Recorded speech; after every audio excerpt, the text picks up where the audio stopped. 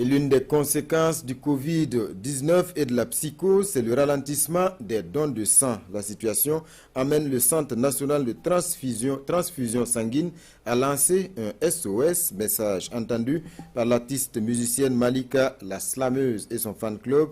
Ils ont décidé de montrer l'exemple. Urbain Benito Sommet et Draman Dadian. Le SOS du Centre national de transfusion sanguine trouve un écho favorable. Malika la Slameuse donne de son sang. Son fan club est aussi là pour le même geste. Ici, tout est mis en œuvre pour la santé des donneurs de sang. Les mesures de protection contre le coronavirus sont de mise. Donc on a décidé de venir en vague.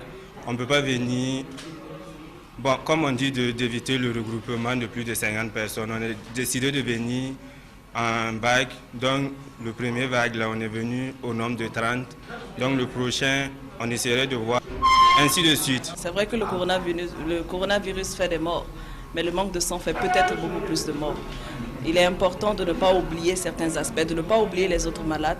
Et je pense que c'est un devoir pour nous, en tant que Burkinabés, en tant qu'êtres humains surtout, de venir répondre à ce SOS-là. Du sang, le CNTS en a vraiment besoin pour sauver des vies. Les donneurs se font pourtant rares depuis l'avènement du coronavirus au Burkina, alors que le besoin en sang va croissant. Avec les décisions du gouvernement qui a décidé de fermer les écoles et d'interdire tout rassemblement de plus de 50 personnes, ça impacte directement les collectes de sang.